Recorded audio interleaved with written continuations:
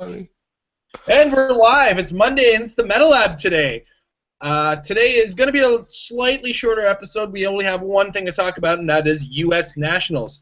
I want to actually preface this episode with a little bit of house cleaning in regards to the Heroclix channel. First of all, in regards to U.S. Nationals, I want to apologize for those of you who used my episode on the Sealed solely as your information source on the way in. I did not realize that there'd be sets other than Trinity War for the Sealed, so I do have to preface with an apology for that. As well, for those of you who watched my Power Battery episode, I didn't talk about the Indigo Battery.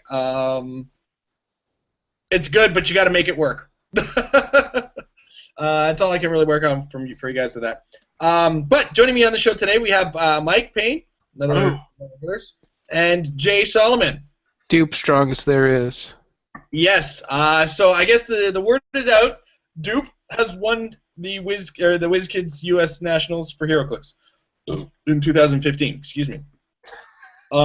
So we do have a list of the top 8 in no particular order and no official capacity. We have this from our sources in the road, our spies and tubes and ninjas and secret assassins. So I apologize for the throats that got cut, but this information needed to get to us. But without further ado, we're gonna go from the top 2 that we know about, and then we're gonna talk about the other 6. And we'll start with first place. Kenny, and now I'm gonna probably mess up this pronunciation. Kenny Pena, or I believe it's Pena. I gotta double check. He was on the quarry recently, and I'm gonna mess this up. His Keep team. it clean. Keep it clean. His team was Gluttony with Entity possessing him, Dupe with Proselyte possessing him, Split Lip, and of course with Split Lip comes a Book of Skulls. A very, very difficult to hit to kill team with a lot of options. So we're gonna get our thoughts first from Mike. Mike, what do you think of this team as a whole? Go to Jay first this time. Jay first. Jay, you get first dibs this time. I'm just trying to figure out if he had room for the Book of Did he have the object on there? Do we? Did he? No, it doesn't look like he did. Because he had... Doesn't even look like he had a full Book of Skulls. Yeah, he didn't have a full book even. No, PO2 for the full book, so actually no full book. Probably one hammer short. Yeah, Who knows? love this team for so many reasons. Just Dupe is just amazing, solid for the points. He's apparently figured out the only character that only takes one at a time that can't be affected by any effect because it's a trait, so no Jenny Sparks or whatever, and he's just solid defenses, solid offenses, and Proselyte is great because you click one at a time. So you start off with whatever, Perplex, another stat, and then you get to pick a powers, so you can just be like Pulse Wave or any power you need pretty much. And that's awesome. And then you have Gluttony, who is always awesome, and then you give him Entity for like Prob or the healing. And then you also get him to Entity's mid-dial regeneration to just regen back up. You're like, oh, Gluttony takes 4, regen up. So, just awesome. And healing Dupe, because he's already got solid defenses hard enough to hit, so you just heal him up, and then Book of Skulls is Book of Skulls. But the only thing that makes me sad about this team is that Split Lip's enhancement will probably never be used, because Dupe can't be modified by characters. Yeah. Dupe. He's a lone wolf. He's a lone wolf. He's a lone poop. It's lonely being short. A tiny man in the back. He's short, but he's basically curvy, and he has the whole other dimension in himself. He's curvy. Where it counts. Sure. I like the way you move, Dupe. Dupe is probably the wackiest, most fun character to be in the meta. It's awesome. Love it. All right, Mike. Have you formed your thoughts around this one yet? No. I mean, I've been thinking about it pretty much on and off all day. Anyway, and I talked to Kenny on Facebook earlier a little bit about it. I like Dupe with Proselyte. I wouldn't be surprised if we got that wrong, and maybe Entity is on Dupe. I'm not entirely sure on that, but yeah, Proselyte. I mean, it looks like little flying space turd with perplex in the beginning. That's my first impression there. Really just impossible to kill. You know, I mean, this I would imagine that a lot of these games would go to time with this particular team because their attacks aren't particularly high, even with entity possession. Oh no, that's not true. Sorry, the split book totally changed that. Yeah. So you'd end up with like 13 attack for dupe. Oh, that's just gross. Yep. Yeah, very well thought out, Mr. Pena. Being able to give Gluttony range is awesome because the running shot hammers give you range. Yeah. That's pretty cool. And Gluttony, once he gets off that first click, he's going to start eating other resources, which makes for problems to say the least, especially for things like the Book of Skulls or power batteries, where once you're taking constructs or relics off of the characters that are assigned them, they can't be reassigned, so they're stuck as the character that they are, and you're kind of hoping that they can survive on their own without these issues. Myself, I started to see a lot of the output that was potential with the team the more and more I looked at it. Ideas included, the idea that he could be giving Anger's hammer to Dupe, giving him charge, and then all of a sudden that charge adds with some super strength from Proselyte, any stat bonuses from the Book of Skulls when you're empowering. I feel like Dupe was doing a lot of the heavy lifting as far as output is concerned. I think Gluttony is actually the one who had the entity as he would slowly lumber forward to help Dupe out a lot. One of the things that a lot of people miss about Dupe is tiny size, which means Gluttony can carry him, and he's harder to shoot at. So that 18 defense on his first click is actually a 19 defense at range unless they're pulse waving. Right. 20 if you're shooting him through hindering unless you're ignoring hindering, right? So, I mean, Dupe is a hard guy to shoot at, and all that combines to a very effective character in a small package that can take a bit of a beating. You can give him charge exploit with Scotty's hammer and then super strength and then +1 attack from the entity.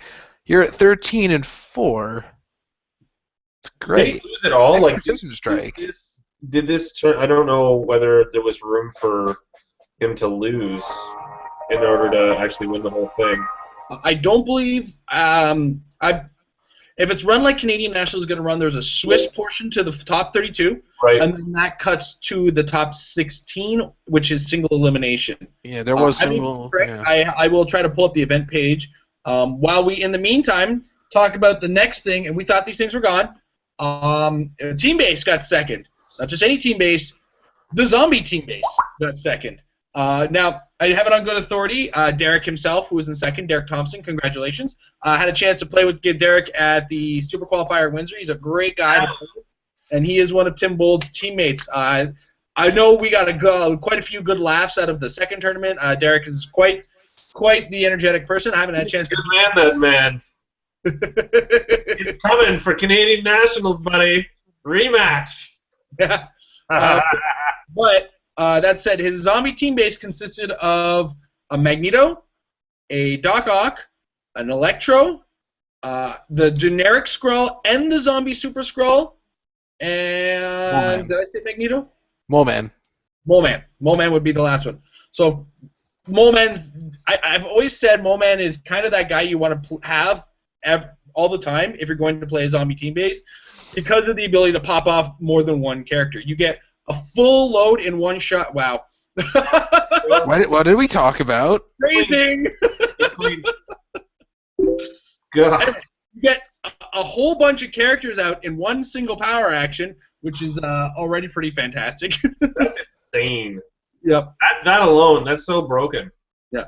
But yeah, Jay, while I pull up the event to see what the Swiss rounds were, other than me yapping my mouth off, what are your thoughts on the team? Options are always good. I mean, obviously, the zombie Super Skrull, and then you can basically have any one of those awesome guys to back him up. You have your Electro's super strong secondary attacker, and you basically have all those guys who are just awesome. Although, no, you can't play Doc Ock and Super Skrull, but you can basically just be like Magneto Super Skrull, and then you win because you played Magneto.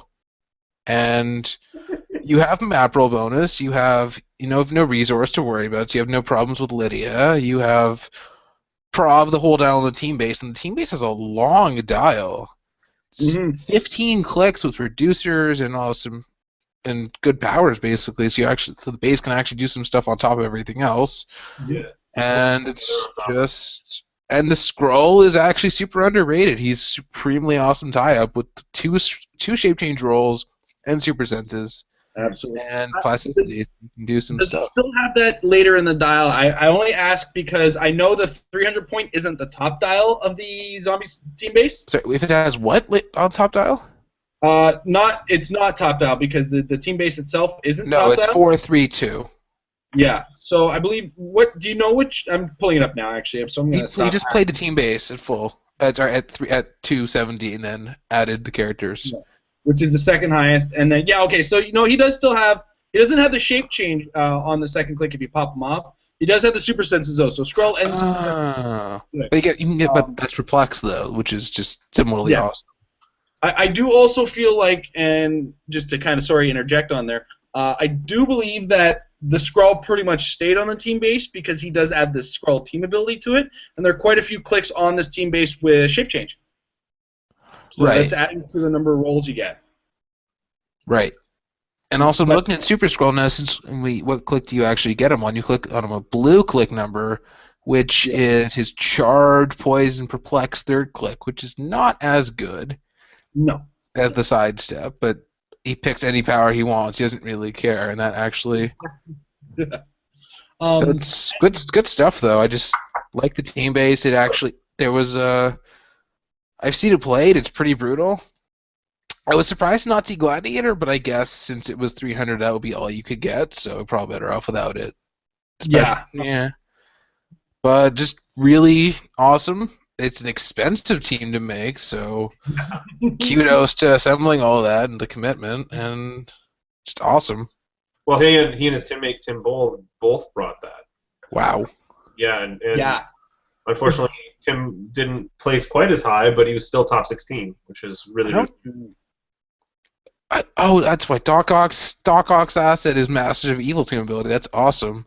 Which is effectively Colossal Stamina on a 15-click beat stick team base. And actually, the click that you pop him off at that level is actually really solid because of his double plus 2 Perplex and Flurry. It's awesome. Yeah. I like him. I like the zombies, and I like Magneto, so that's the best of all the worlds.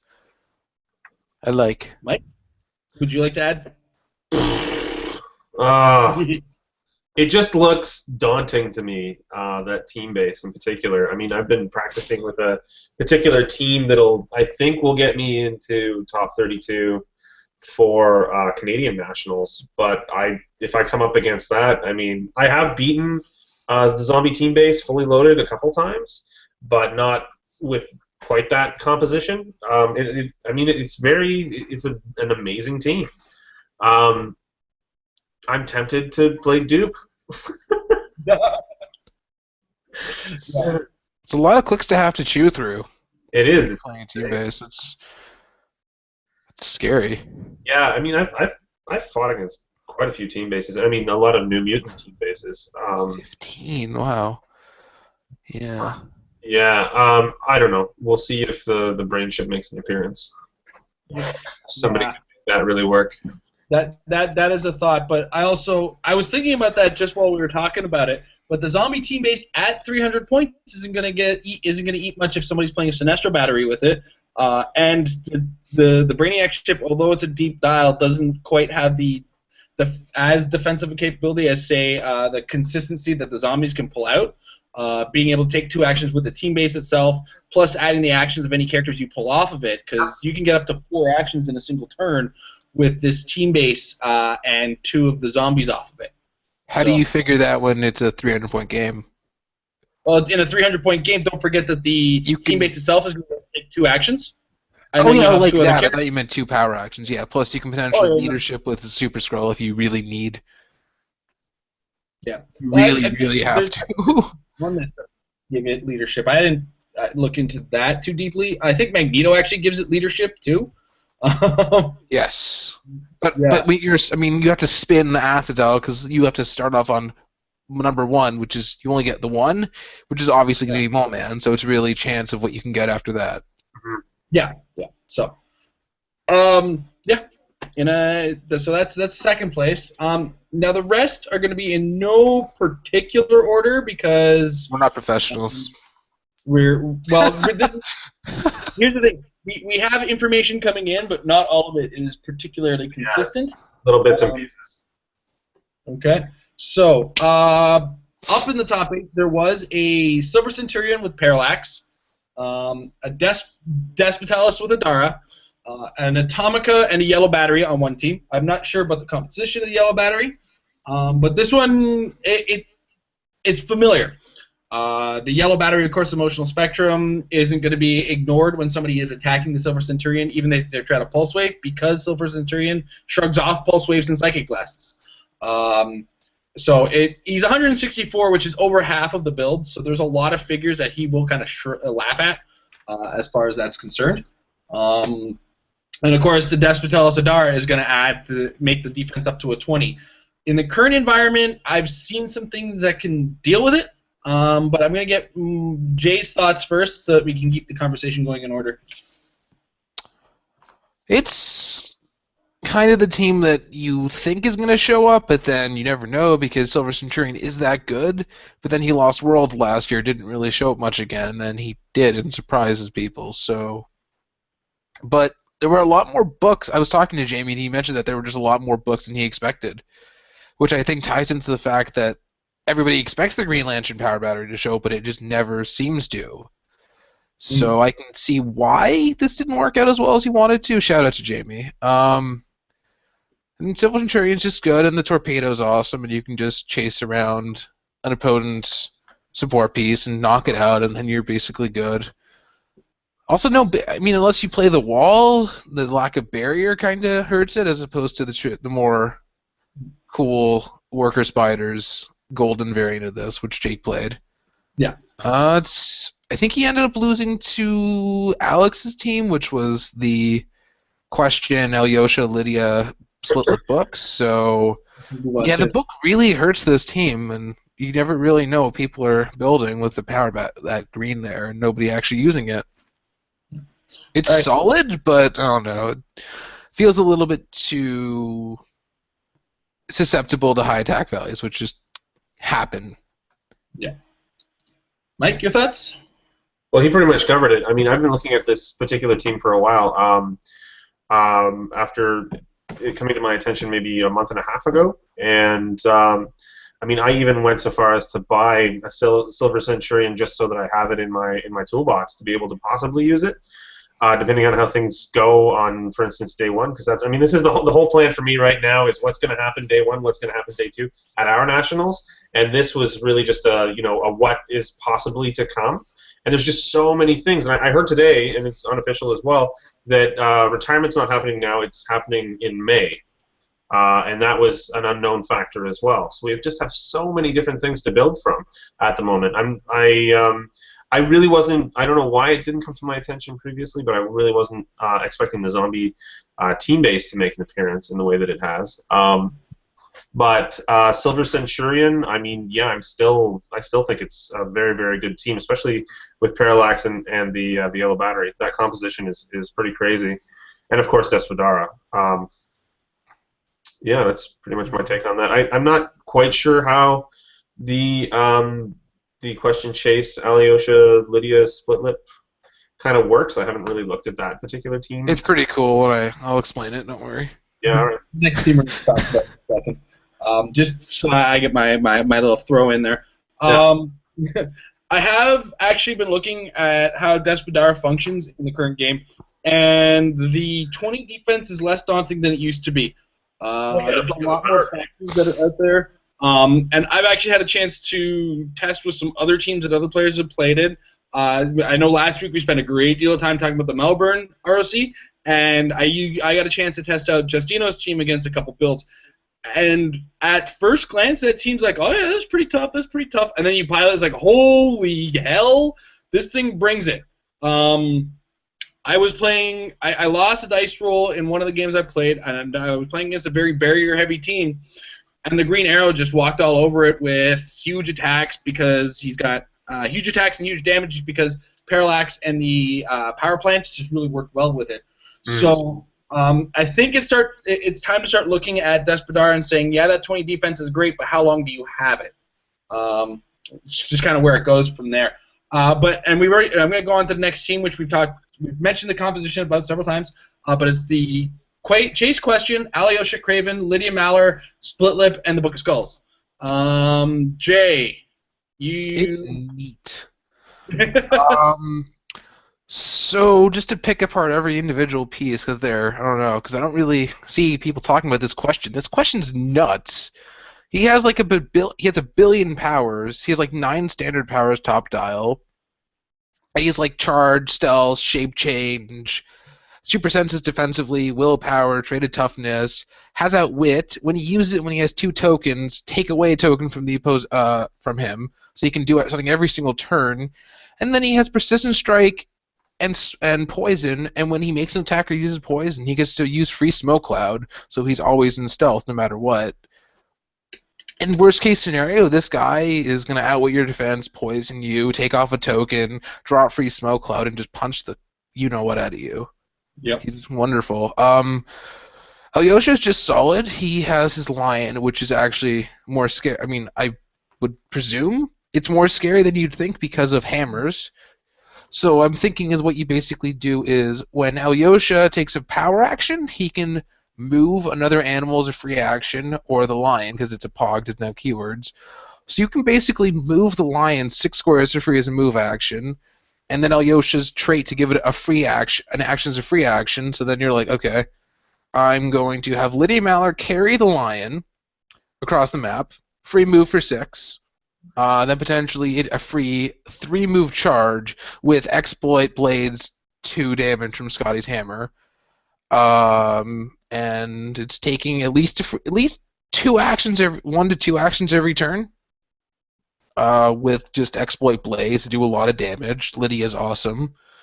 No theme, so no map roll bonus for her, but still she's pretty awesome. And then her with the Steel Energy Hammer is particularly annoying because of her Out of the Shadows power to move 5, charge another 5, Steel Energy, and then she has her stop click regen where she just phases away. She just is awesome. And Alyosha on his own has just really solid combat values for the points. He can do some stuff too.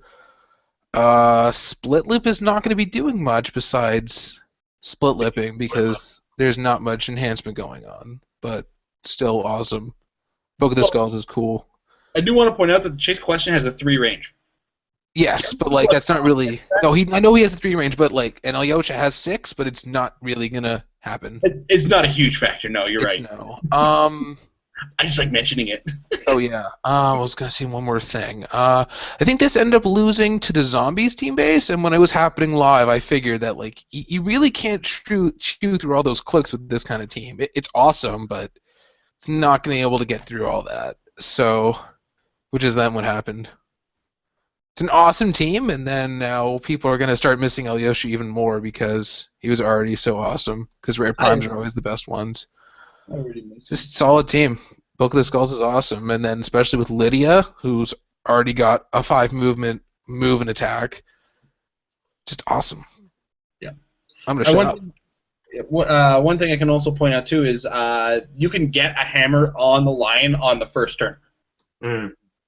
Because you can take a free action with the lion to do anything, like you said, which is part of his the lion's trait that's attached to the lion itself. So as long as Alyosha's on the board, you get a free action with the lion. And then Alyosha's power can affect the lion as well, which is the bigger bonus. So turn 1, he's got an 11 attack with exploit weakness on a charge. How does that work, Amber? There's other, but I don't think you need to do that because you can still do the power action hammer drop. I was just thinking more, like I said, carry with Lydia, free move from Alyosha's power, then you use the trait free action to charge. So that's like 8 plus 6 plus 3 movement range. That's huge range for a 0-point pog. You don't care if your opponent takes it. If you get 1 attack off of that thing, you got your money's worth. It's awesome. Mike, thoughts now that you've heard how it goes?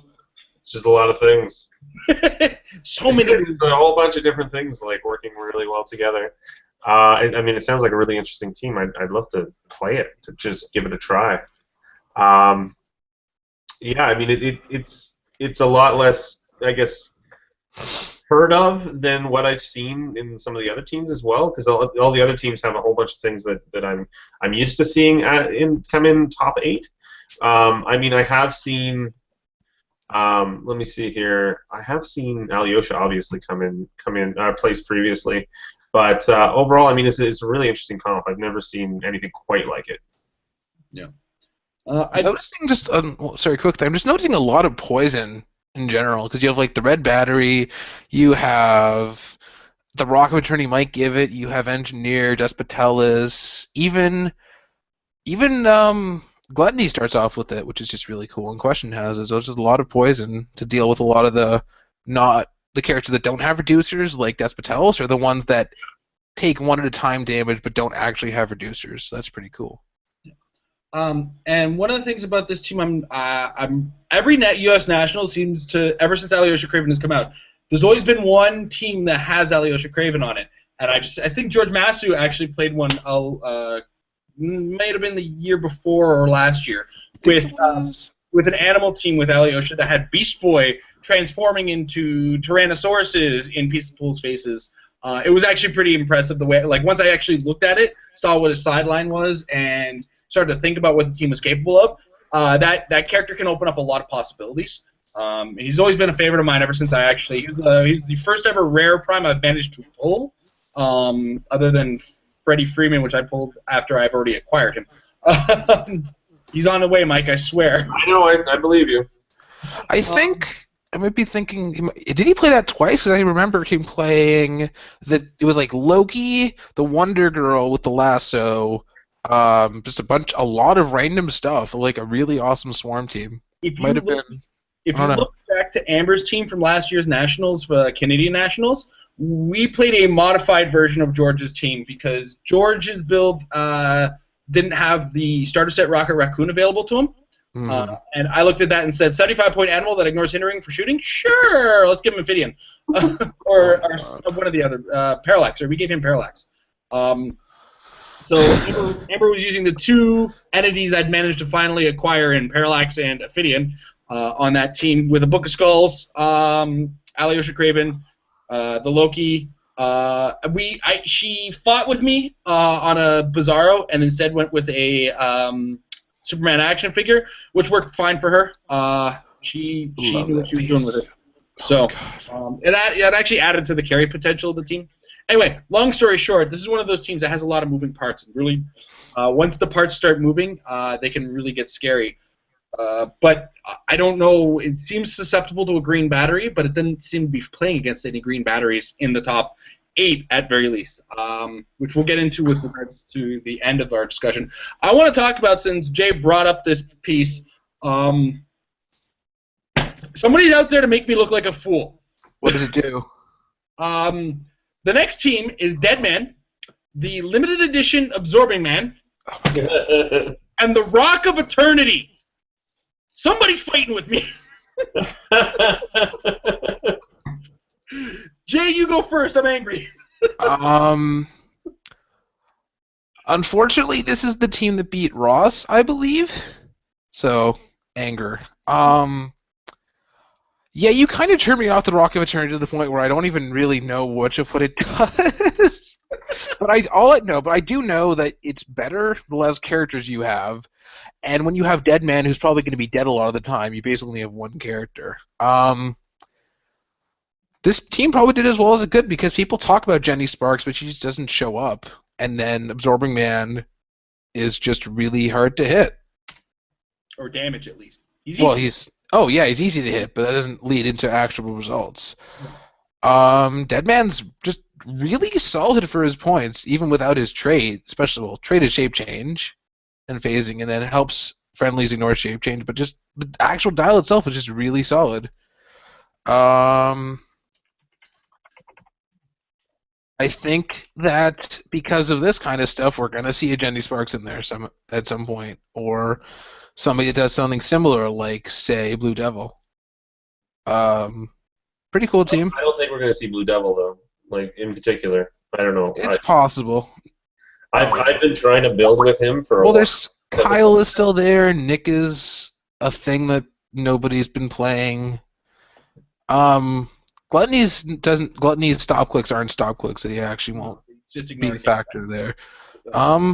Not so much Blue Devil, but Jenny Sparks is probably going to be making a comeback or arrive because of this kind of thing. So pretty cool. So Amber has been talking to Spy Network and has found out that there was a Jenny Sparks in the 32 that didn't quite make the 8. Oh yeah, I had heard about that. There was the one Jenny. It's a mixture of Spy Networks and tubes. Mike, your thoughts on this team? I like all of those thoughts that you just had that I share with you in many instances. What does the Rock even do? Well, I mean, you're pairing it probably with Absorbing Man in this particular case. Although you could do either, because Dead Man doesn't technically die.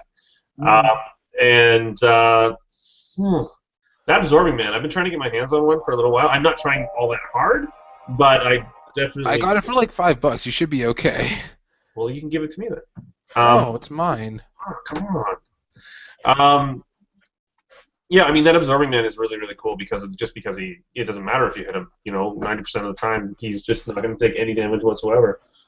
The Dead Man, I mean, I love that Fig in particular. Like, forget about the dial. I just love the little guy, coming out. I wanted to work him into a team just to have fun with, even in casual, for a while. But yeah, I definitely can see the benefit to having him on your team. I mean, you've covered most of the I guess the larger thoughts that I had surrounding the team to begin with. Yeah, I mean, I've been having thoughts about Jenny Sparks. Speaking of Jenny Sparks, today, in fact, I was going back and forth with Jason surrounding a really, really simple, kind of looks like a traditional makeup of a team that could possibly work very, very well, but would have trouble with the zombie team base. Yeah. I also just wanted to say that there's one of the relics, I believe the Wrath relic gives willpower to Mr. Crusher, which is kind of really important because in-cap can really hurt him, so giving him willpower and sidestep, because he's a bit slow, just makes him really awesome. And then so... Cool. Yeah. You can see this guy be good with the green power battery. Here comes my rant. I think it's not so much a rant as it is my thoughts on the team. I feel like he just went and collected sins while his opponent shot at him, and he just kind of took the bullets the whole time. The problem with the sins being on the Rock of Eternity is you don't get to use them until they show up on the sin dial, which requires your opponent taking actions, which is one of the big key points to it. Your opponent has to be taking actions for the sin dial to move to get any kind of trustworthy movement out of the sins themselves. Now, granted, in this environment of competitive play, you're probably going to see your opponent's team moving an awful lot. But getting to the Wrath relic, you only have specific clicks that red will show up to be able to use Wrath. So it's an inconsistent willpower that you're getting out of it, and that's kind of where I'm seeing it now. And the other part is you get very dangerous idea of when is Absorbing Man going to be having more than one token. The token dial works in a way where if he has 0 tokens, he can do X. If he has 1 token, he's got another power, and if he's got 2 tokens, he's got another power. Right. Right. So I don't know if this particular player had. It's possible that the guy who piloted this had a very good idea what was on the sin dial for the right amount of time or at the right times, and he worked it to max capacity the best that he could. Or maybe he was just patient enough, used Deadman very effectively to distract his opponent's team, and then while all the meantime, Absorbing Man collected the 3 sins on the. It's very hard to get this thing off. You know what I'm saying? It takes a long, right? And I'm terrible at the phrasing today. It's just everything wants to be a pun with me. But yeah, I commend the player for proving to me that the Rock of Eternity can make a top 8. Darn it. Gonna have to redact like 8 episodes this week because I don't know anything about Heroclix anymore. Well, it's the 2 most important factors, right? It's the player, and that it is a dice game. Yeah, yeah, and that's another thing, is that Absorbing Man relies on, if you hit me for 6, I've got to roll a 6. Right? If I roll a 1 to 5, I've only got a 1 in 6 chance of taking damage every time you do damage to me. And you generally want to try to max out the damage with the Absorbing Man so you don't have to keep rolling the bloody thing. But if you have to also mitigate your damage, because if you do more than 6, well, I can't match a 7 with a 6-sided die. Right? Well, you can, but then that brings some questions of ethics and where those dice came from. Look, okay, just because I have a 7-sided, 6-sided die doesn't mean I'm a cheater. I think the issue is that you broke the laws of physics rather than the laws of any game. I'm a video game programmer. I can break the laws of physics just as long as it's within a computer. But I like this next team. Let's talk about the next team we have. We have Engineer. Now, okay, this one, it seems that the person, our source of information, isn't quite sure who's got what on this team, so we're throwing guesswork into the wind here. But it's Engineer, Ion, Blind Owl, Parallax, and Shriek. So I'm guessing Ion and Parallax were possessing. Yeah. Chances are Ion was possessing Engineer because Engineer can choose defense powers, and Ion comes with Impervious. Why the heck not, right? It's better than toughness.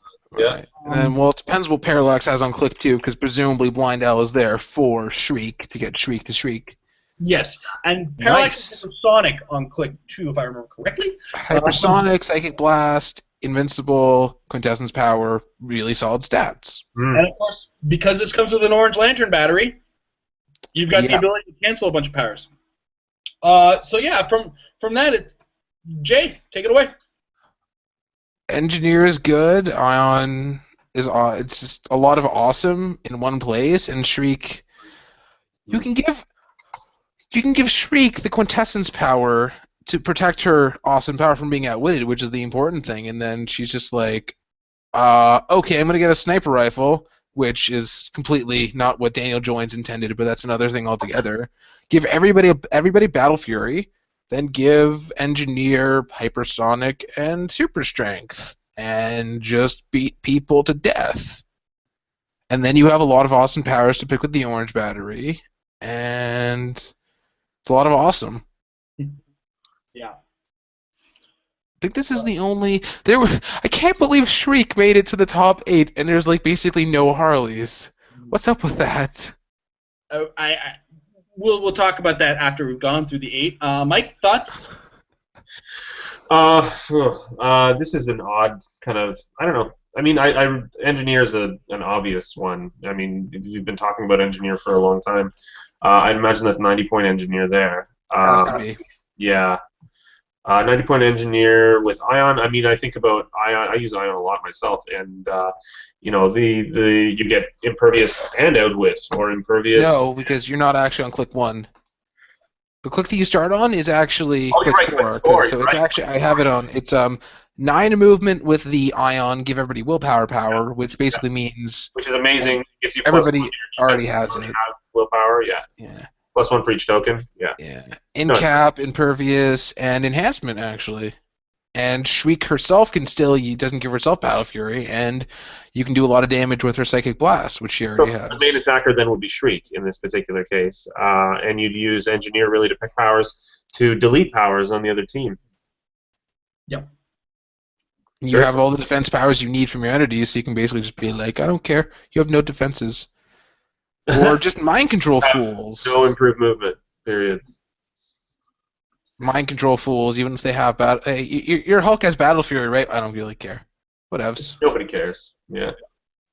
Very cool. But yeah, so yeah, in a nutshell, pick a power mixed with Orange Battery. We've all said it. We've all seen it. Surprise! It showed up. Uh-oh. Going on to Red Battery, Gluttony, Deadman. Yeah, Red Battery, Gluttony, Deadman. I feel like we have incomplete information. I did some math there, and there's room for some entity in there. So there's no ATAs there. There has to be something else. Yeah. Well, you could put Butcher on Gluttony and get the extra stats, possibly, but I don't know. I kind of like the penetrating poison on him to begin with, and the fact that Deadman will not die because Gluttony will not die. No. So it just keeps going around. How many points under is this team, assuming like a reasonable battery? 214 for Gluttony and Deadman combined.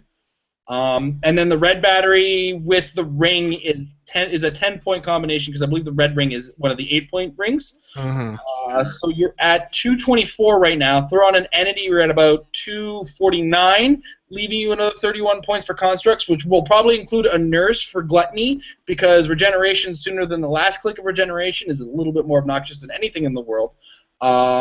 And something else for Deadman. And then it looks like this team just hands out hugs.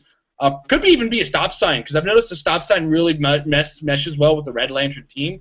The idea of giving plasticity along with penetrating poison has been a potent combination that I've been looking at a lot, as well as the fact that you can outwit movement powers. So those pesky hypersonics, opposing plasticities, anything that helps them get away easier can go ahead and go away. Sorry, I kind of stole a spotlight there from you, Mike. Your thoughts on this team? No, not at all, man. It's all good. I kind of jumped in to begin with anyway. Yeah, I mean, even if you threw in Procelit, I guess, with Deadman, trying to take then you run the risk of it going away, which probably not. Yeah, because click 12, it's gone, right? But click 9, it's only the 9-click entity, so maybe on Gluttony. Oh, that's true. Yeah, I forgot it was that low. But it's the only 9-click one. The plasticity, I think that would work out well. And then but there's no improved movement here, is there? At all. No. Deadman gets phasing, but that doesn't really count. No. Although it would count if you had an orange battery in terms of improved movement. Deletion, but this is red battery. I don't know. I haven't really considered the red battery in terms of building teams to go competitive with, but I don't know. I may take another look as a result. You can give Gluttony carry because you can't carry Gluttony, so Deadman's not carrying him. So yeah, that's cool. That's right, because they have giant reach. So yeah. I like the fact that I don't know. It's all just very kind of there to see, except for the fact that we're missing part of what this team has. Yeah, it's a partial. Yeah, but it's also really cool that when Deadman comes back, he actually pops up at the beginning of the turn within 4 squares of the spirit marker, so he can just be like, I'm going to pop out in a really inconvenient place. Yeah. And maybe poison or do some wacky stuff. Yeah, because it is beginning of the turn, and the only thing he can't do is a non-free action, so you pop him forward 4 into your opponent's team, and then you pop a penetrating poison in front of them. Nobody likes to take penetrating poison, which is probably why somebody played an engineer. Yeah, his well, she already stops that with her trait, which is awesome. His second wind or whatever has charge and super strength. He's over 100 points. You can do some really high unexpected damage there. Yeah. So it has a potential to be a shocking click, I find. But I've been practicing a lot against Deadman. He's been the easier of the characters that come back to life to keep at bay. I don't know. It's just how. And also the easiest one to pull, so he's going to be more common. Yeah. He's a lot easier to get your hands on than say Resurrection Man, who's a con exclusive from last year, or I think that's actually the main 2 that are big problems right now. But that said, the last team we have on the list is Highfather, Wizard with an Ophidian, probably possessing Wizard, and an orange battery. This one, Jay, take it away. It's interesting, especially with the special orange power, so you can get Wizard to have a lot of stats and have the outwit, and then potentially surprise Pulse Wave because he'll get +1s. You can get +2 between the entity and the battery, and actually surprise Pulse Wave, which is cool. Outwit's cool. Highfather does what Highfather does. Orange battery is good. Highfather actually has a lot of powers between his prob and leadership support. I think he has TK, so that can help get things going. Do we know that Ophidian was on Wizard? I mean, based on the list, that's what it looks like. But do we know for sure? It's the most likely conclusion I could draw from it, based on the I fact have that to agree. Yeah, Highfather is generally going to be pacting with this team because he is the highest point figure, and he's not going to be doing much offensively. So Wizard's going to be putting himself out there. So the +1s to his stats would be a pretty key bonus. Add in the extra mobility of a sidestep possibly, or protection of invulnerable, or the extra damage, or like you said, a pulse wave, but very close when he's he's got to take a defensive stance. Surprise pulse wave is the best kind of pulse wave. Yeah. Also, that outwit power is very effective too. Yeah, I guess. You know what? Chances are that, and because we don't have the constructs in front of us, this is a guess, but chances are there's a sniper rifle involved in that. Now that I'm thinking about it. Yeah, totally. Yeah. So a hypersonicer with a sniper rifle is 5 range, 6 range when you include the orange. It does get rid of his second close combat attack though when you do that. I mean, Yeah. I think it's worth it. Ultimately, it's 24 squares. Yeah, it's about playing the situation. I think in this case. I feel like this is one of those teams, though, where you kind of trust in your opponent's weakness of support. You look for... Because I know the 50-point Harley is a one-shot at 3 damage. The 65 is a little bit more work to take away, but, I mean, you go kill a blind Al and you're winning. Your opponent is now on tilt and forced to react. So you only have 12 points of constructs with this particular team as well. So you have to decoy for extra protection on Highfather and the sniper rifle. Yeah, that's perfect. Yeah. No, absolutely. It's all good. And Highfather with barrier to give himself some extra protection. Because, what other actions is he going to do? Yeah. And also, never forget that Isaiah the Creator power where he can use support. And it doesn't matter if he heals, as long as he targets a character with support, they get +1 to all their stats. So this has got a huge Alpha Strike potential with a possible +3 to most of the stats on the Wizard. I think the only stats you're going to be able to up are range, defense, and damage on the enemy. So, yeah, basically +2s to everything. I guess what I have to explain is the way the Isaiah Creator is worded, you do not lose the bonus until the end of your next turn. Now, what that means is turn 1, I Isaiah the Creator, and then the next turn, if I Isaiah the Creator again, +2 to his stats until the end of this turn, which will then at the end of that turn become +1. But now that +2 coupled with the +1s from the orange battery is going to be +3 to everything except for damage, which he can up with Ophidian. And then with a sniper rifle, he's now shooting at a 9 range possible hypersonic attack. So this team is just really weak to mystics. Sorry, 8 range, my bad. Yeah, well, I mean... Happens. Yeah. Highfather has support, and Wizard can basically go across the whole map, so no one really cares. Yeah. I mean, it's one of those teams that I kind of saw what could happen with Highfather, where it's like, I stop your big guy from attacking, but my actual attacking guy that I wanted on my force is going to be doing the damage that I want him to do. He made the 8 with it, so congrats to the player who piloted this. Very cool. I like the fact there's not anything that will be like, oh, this is obviously the meta, like this is boring or whatever, except for like the Silver Centurion team a bit, but like other than that, they're all really unique, cool teams. They are. They're unique spins on other stuff we've been looking at for the most part. Yeah, I think the team from the Florida ROC event was it was Dupe with I think Ophidian, and then Gluttony with Entity, and then also Book of Skulls and whatever. So that. I liked it then, and I still like it now.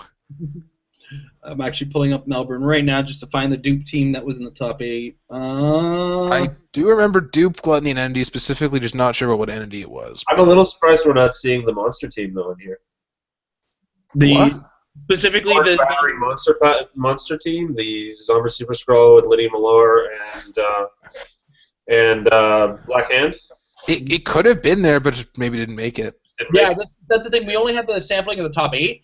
Yeah, no, I'm surprised it didn't make top 8. It is all these teams have a unique thing that makes it really, really hard to counterattack them. Silver Centurion has his thing. All the Avila dudes have like shape change or just otherwise hard to hit. Dupe is Dupe. Zombie team base is long dial. Absorb man's hard to damage. And all this stuff. So, like, the Zombie Super Squad might not just be able to just pull off that win because they just can't do enough damage enough times or whatnot. Yeah. It was... Seems like we're more a fan of evading or reducing damage down to 1 than any actual reducers. Well, I mean, that's the thing, is the actual reducers, if you look at the current state of the game, there's a lot of Psychic Blast out there, there's a lot of Pulse Wave out there, and there's a lot of Precision Strike out there. So you can get past all those major reducers, so when you're being Psychic Blasted, if you can take all that damage that you're taking from a Psychic Blast, which is usually lined up to do 6, 7 damage in a lot of cases in the modern game, the modern tactics game. If you can reduce that down to a piddly 1, your opponent's already going to be frustrated. Invincible has already been a very strongly used power in regards to dealing with things like Psychic Blast and Exploit Weakness as it stands right now. And never for... I don't know where I was going with that. Oh, yeah, and Banshee's out there right now, too, right? So Banshee exists, and people have used him to great success, and he does shut off every defensive power except for toughness, and he has Psychic Blast anyway. Well, and also not all the powers. I think we've termed the dudes that only take 1 damage at a time, like your dupe, your head pull, your gluttony, just be blobs. So like he doesn't deal with those. Yeah. No, he doesn't deal with blobs. And he himself isn't that strong defensively, I feel. So like he exists, but like that he can hide behind mountains and still shoot you. And but not blocking your characters. So. And this is the point I was just making is. This is the counter to the guy who counters the defense powers that are out there. So instead of relying on the defense powers that this one guy exists and just has to be there to counter, don't give him something he can counter, right? So He doesn't even. It's not even like using game terms. He doesn't counter. He says you can't use. So that was the top 8. Now let's kind of bring it to a summary, and then we're going to see questions, and then we're pretty much done because I got to catch up on Daredevil. I got 5 episodes left. You got 5 left, I think. 5 episodes left? Yeah, 5 episodes left to go, so I'm going to try to get 3 done tonight if I can. Or 2. We'll see. Jay, final thoughts overall of the top 8? I'm really happy with how the meta looks right now. It's just interesting, just like seeing all these teams and trying to figure out what they do, and I'm like... And a lot of these are just cool characters, like, Dupe 1. It's Dupe. Happy thoughts. Over the moon over Dupe there. Yeah, it's interesting. It's almost like it's the counter meta at this point. Like you really, it's just vast. Yeah, it's just you have no idea what's out there. It's like compared to last year, it's so much larger. Yeah, I'm just wondering now if there's anything that's going to end up being watch listed. Like I'm wondering if Absorb Man's even going to be watch listed at this point. Because it's not going to happen. I don't know. It's too late. Nothing. Yeah. Also, there's nothing really that seems to be watch list worthy. Which is pretty nice. Yeah. And, not a lot that's been seen every single competitive event aside from, Engineer, basically, and Entities. So, it's healthy. Yep. I'm going to have a lot of headaches trying to figure out what exactly to play Dupe with. Mike. Once again, vast. It's just a huge, huge number of possibilities. We can play... and I was actually hoping that they would retire... things right after American Nationals, just to limit things a little bit, to make it a little bit easier to predict, I guess. But herein lies the fun and the challenge too. So I have to go back to the drawing board with a few things. I do have a day 1 team. I got to figure out a day 2 team because I think that people adjust on the fly after you do your first couple of qualifiers. And so bringing something new, hopefully something totally unseen, or at least uses elements that have been seen in a new way. I was trying to break Crib yesterday. That was embarrassing. But I read it and I was like, I'm gonna go read Crib. No, it's wrong. Don't look at it. It's stupid. I'm so stupid. Yeah. I don't know. It's a really fun time to be playing Clicks. Ross was telling me that he was building, I was up with Ross until 3 a.m. the night before, and I was like, you're probably cutting it a bit close, but then he ended up top 32, so it was pretty cool. Yeah. It's the kind of meta where you can just be like, I don't know, a bunch of random stuff. I don't know. Think of Village, just pick a random awesome piece, and it was like, fine, I'm going to play this. It's going to be fun. I don't care. Absolutely. I can't say attest to the pool of players who were in the top 32. They made it through a heck of a lot of sealed to get through this. My understanding was actually both sealed tournaments were considered with regards to your placement in the top 32 and how you did the next day. I believe undefeateds were guaranteed their spots if you got undefeated in a single tournament, and then after that it was better records with points or something to that degree. It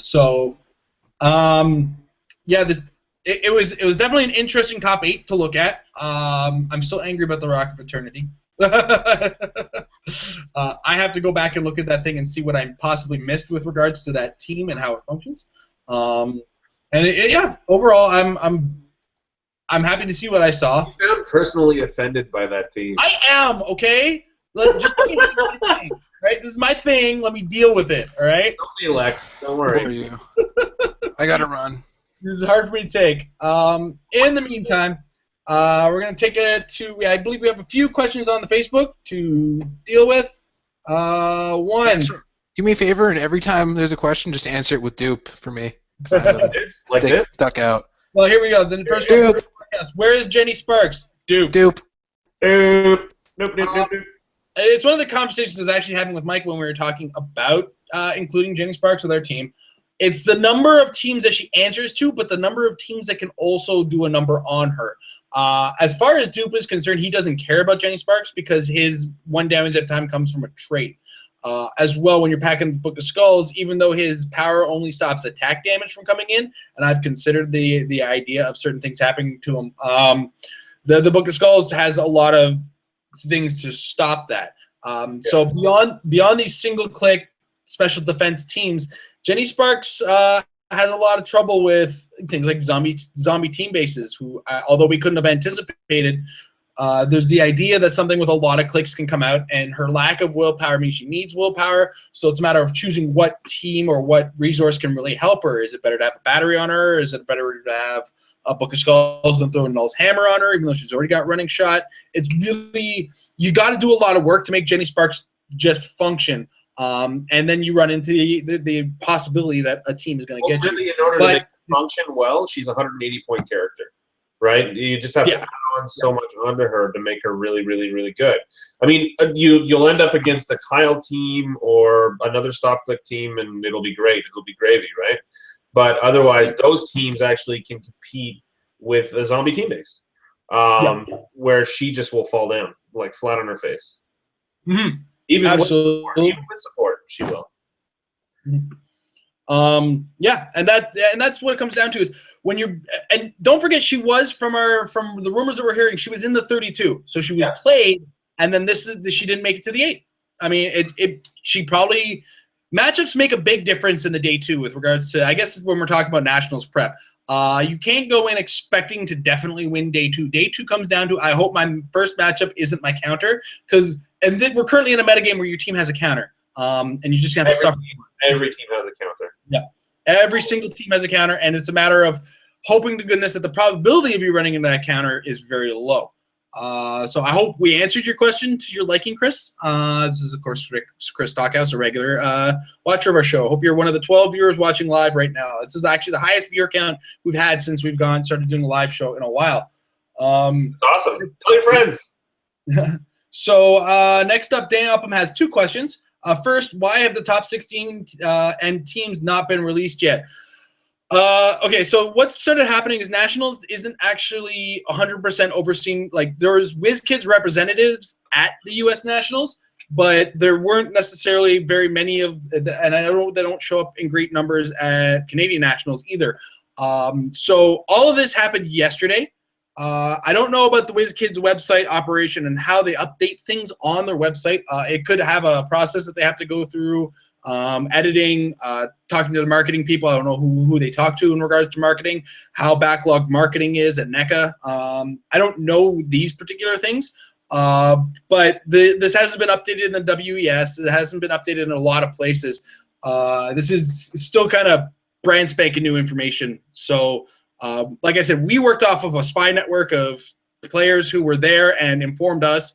We did talk to some of the top players that were there. I know Mike and myself had a chance to talk to Kenny himself, though I was only congratulating him for the most part. I think Mike had a little bit more of an in-depth conversation with him. I did have a chance to talk to Derek Thompson, who we, of course, met before. I gave him my congratulations and said, hey, Zombie Team Base, that's a way to go on that. Speaking of which, you will be having Kenny on, won't you? In Champ Chat? As soon enough. I'm going to actually be talking to my Canadian Nationals, which he says he intends to show up for. So we really look forward to having some more top caliber players there. It gives us a chance to get the harder challenge out of our system. If you want to do just a quick call out to Canada and our Canadian players right now, I know of a lot of American, like top American players who are coming to our nationals. Please, please come on out and represent the red and white as best you can. Bring your A game, guys, because Well, don't bring your B game. This is nationals, God. Nationals, kids, let's go, right? Yeah. And Dan's follow-up question: when the zombie team base came out, why did most people on HC Realms call me crazy when I said it would be so good? I just want to point out that I'm going to call people crazy if I see something that's good, so that they don't play it. All I have to say is this chair be high, says I. Right off the rails. Thanks, Mike. Oh, we found the Google effects earlier today, so as you can imagine, it's created shenanigans. I mean, look at this. Look at this. Look at this. She got told. Yeah, as far as the zombie team base, people look at here's what's going to happen. People are going to look at this thing and say, "Oh my goodness." A lot of people are going to if a lot of people are going to play this, they're going to need a lot of chases, and these chases were hard to get. They were 1 per case, and then their value was skyrocketing because they're hard to get, and there's 8 of them. You need 6 of them to fill out the spots, and then you got to cherry pick the good ones. And let's be honest, the good ones that are on this Electro, I just had a heck of a time trying to get my hands on Electro just recently. There were more than 8 of them, weren't there? There's 16 zombies in total, 8 per set. Total, yeah, but 8 to a base, yeah. It's 6 to a base, 6 to a zombie base. Or 6 to a base, yeah. Yeah, so you right there, if you average each zombie to even $40, you're looking at about a $240 value just to field a team base, and that's before you even actually factor in the fact that the team base had a secondary market value of approximately $30, and that's that was a prize thing. So if you're not paying for the $30 on the secondary market to get the team base, you had to win it. You had to functionally beat it or beat other players to get it. You had to fight for it. It's kind of a Lord of the Flies situation. So nothing about this is nothing about it is very easy to acquire. So that's a big factor in the idea of the whole of the thing as a whole. So that's why people were probably calling it crazy. It's like, yeah, at first when the zombies came out, they didn't fit in to the game initially, and then people started seeing the potential of Zombie Super Skrull, the potential of it, of how this thing works, and then when you see it compared to things that exist, and then things counter that thing that exists, and that thing that exists leaves the metagame because the thing that exists that beats it exists, and then all of a sudden this zombie team base is there that can actually beat the thing that beats the other thing that got kicked out of the metagame. I'm looking at the teams overall here too, and we tend to build a lot of swarm in Canada, and this is not a swarm-heavy metagame right now. It's a very balanced approach with a touch of little tentiness, tent pole, just a little bit.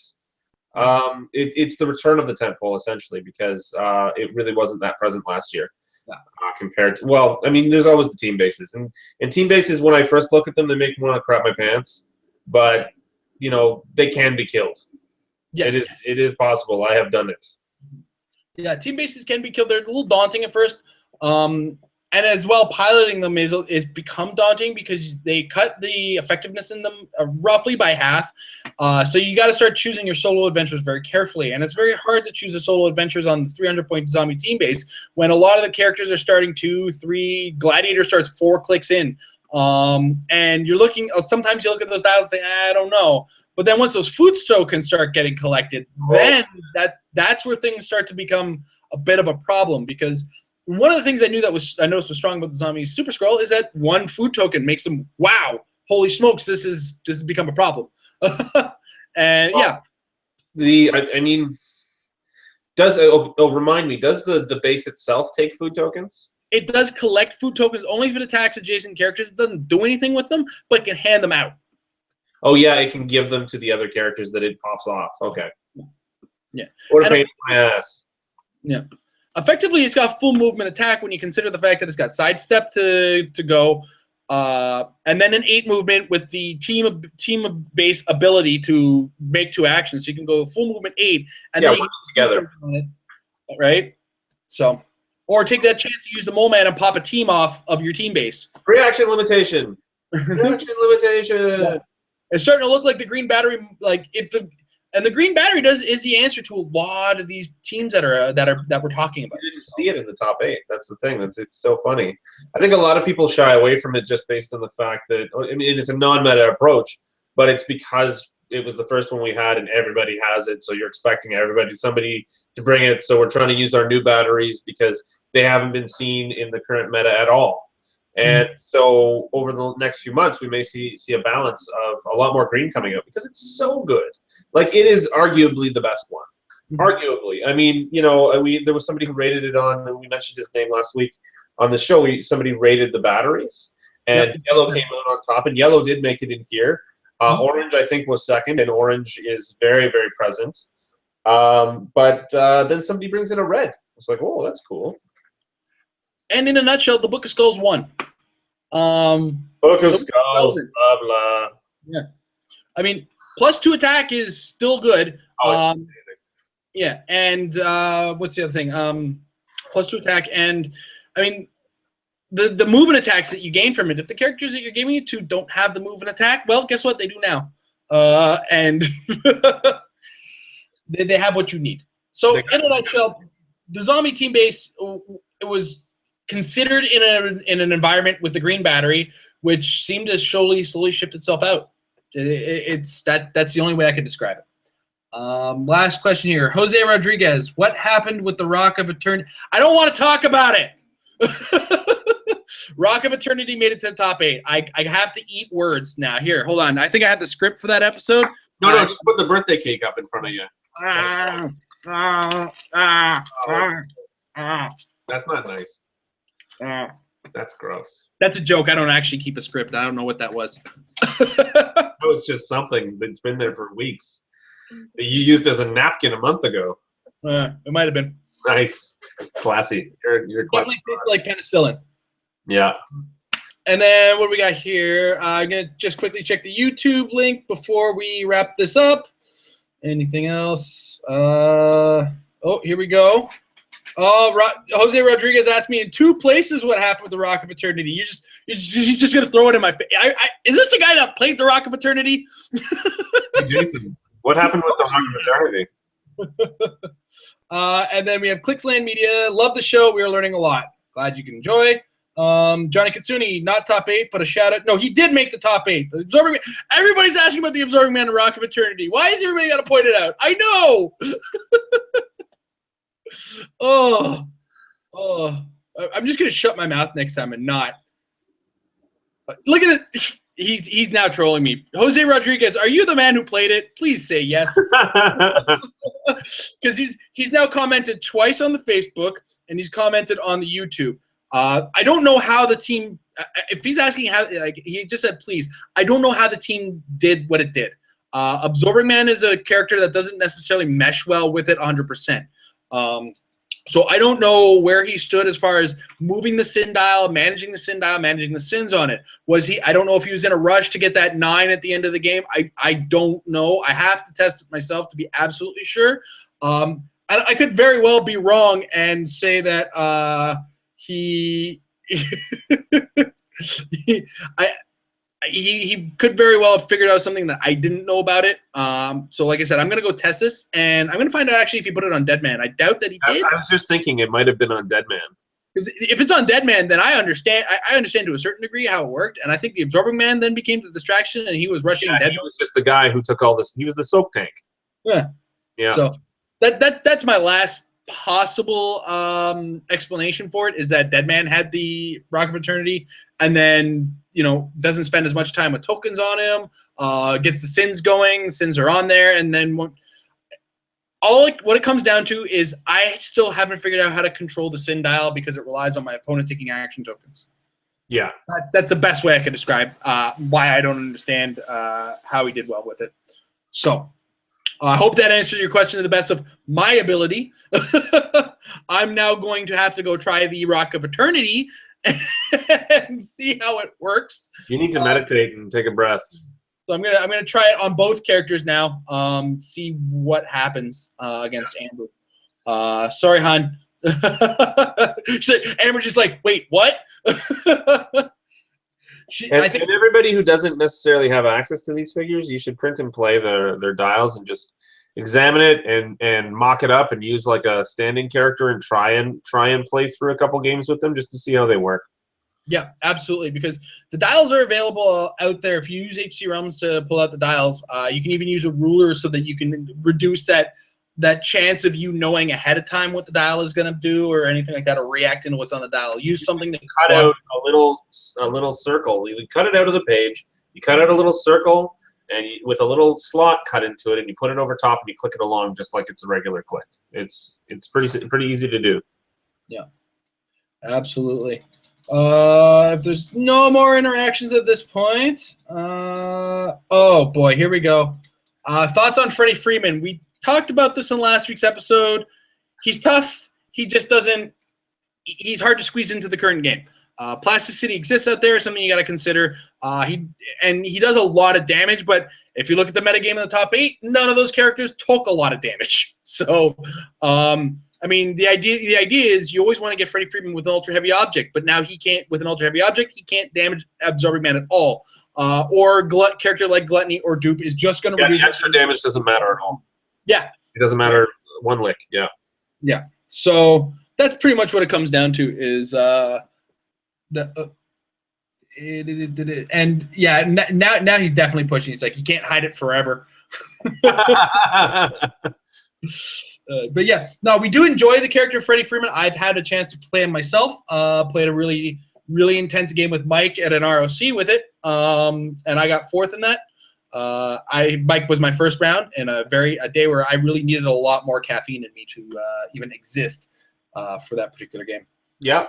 Because there wasn't enough caffeine in the world for me to be able to handle that. Oh yeah, and then we played again with him in the hotel before the actual ROC, because that was the Winamap that you're talking about. But yeah, the ROC in Windsor, and I was not very awake, and I still won. And that was when we knew we needed to change it up.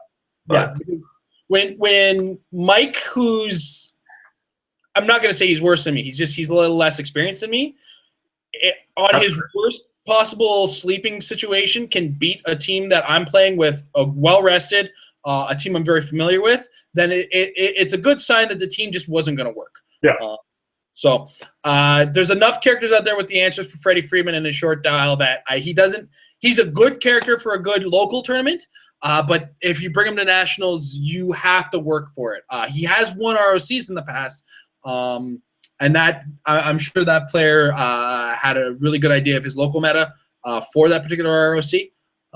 And so it's not to take away from the character. The character is good, but there are a lot of answers for him. There's one last little thing to really mention here, and it's kind of like a curse. M10 Iron Man still exists. Just saying. Don't tell Scott Lovelady that.